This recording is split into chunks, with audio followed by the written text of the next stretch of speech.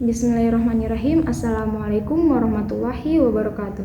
Perkenalkan, nama saya Jalsia Sernastiti. Saya dari jurusan Tarjamah semester 3, Fakultas Adab dan Humaniora, UIN Syarif Hidayatullah, Jakarta.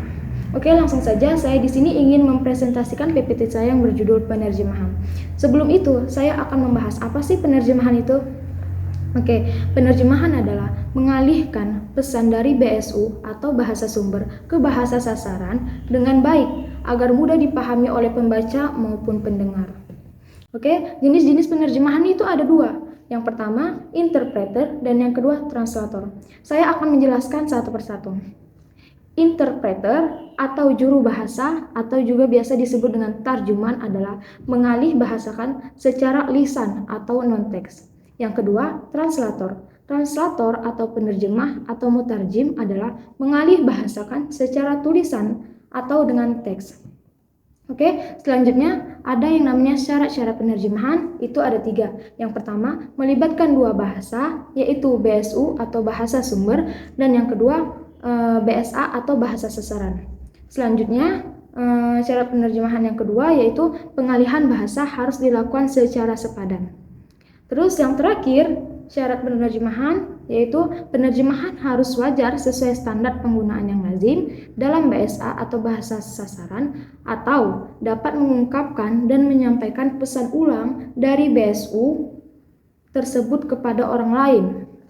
Oke, contohnya misalnya man arafa bu'da safarin ista'adda. Nah, arti dari kata-kata tersebut sebenarnya itu barang siapa yang mengetahui jauhnya perjalanan, maka bersiap-siaplah. Tetapi kita biasanya menyebut itu sedia payung sebelum hujan. Nah, itu kata-kata yang udah lumrah atau kata-kata yang lazim dan sering kita dengar maupun kita gunakan. Itu yang dimaksud dari poin nomor 3. Oke, selanjutnya ada yang namanya faktor keterbacaan dalam penerjemahan. Oke, faktor keterbacaan dalam penerjemahan itu ada 4. Yang pertama itu konkret, yang kedua tegas, yang ketiga jelas, dan yang keempat populer. Oke, saya akan menjelaskan satu persatu. Apa sih yang dimaksud dengan konkret?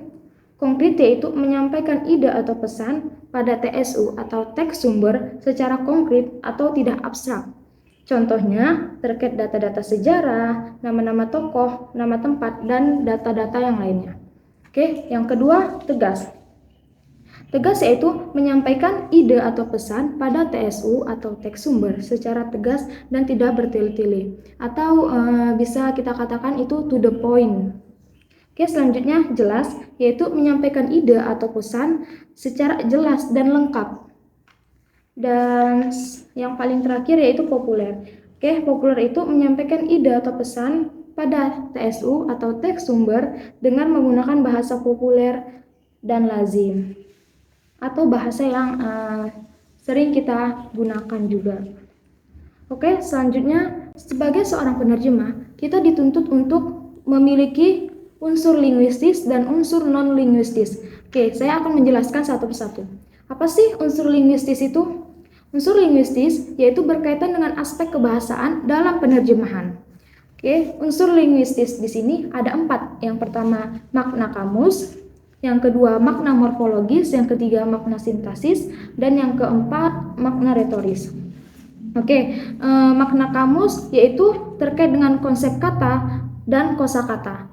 Yang kedua, makna morfologis atau biasanya morfologis itu sama dengan yang namanya sorof, yaitu unsur terkait dengan bentuk, struktural, dan pola kata. Seperti misalnya fiil sulasi, fiil rubai, fiil humasi, tasrif lugawi, tasrif istilahi, dan lain sebagainya. Nah, itu yang dimaksud dengan makna morfologis.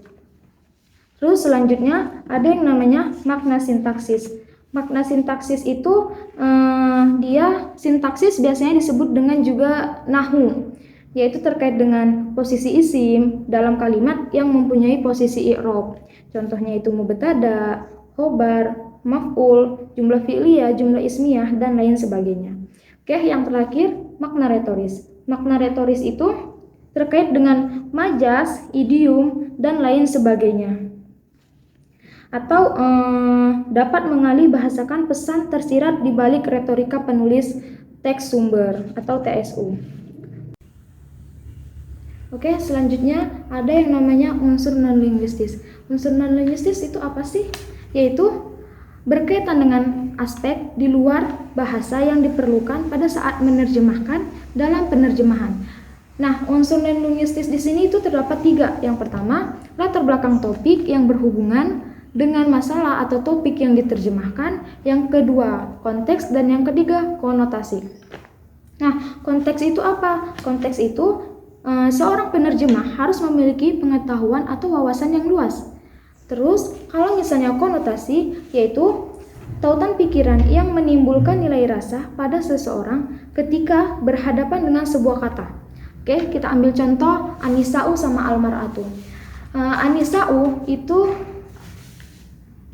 wanita dan Almar'atu itu perempuan. Di sini maknanya sama, tetapi berbeda dalam nilai rasa. Biasanya kalau misalnya wanita itu dikenal dengan berpendidikan, lebih modern dalam segala hal, misalnya dalam sikap pandangan, misalnya juga dalam pakaian. Nah, mereka tuh lebih modern. Dan biasanya kalau wanita atau Anisa'u itu kurang keibuan atau jarang ke dapur kayak gitu. Tetapi kalau misalnya perempuan itu kebalikan dari Anisa atau lebih ada ke nilai keibuan dan lebih sering ke dapur. Nah, itu yang pandangan kita, pandangan atau yang emang ada di pikiran kita. Nah, itu yang dimaksud dengan konotasi.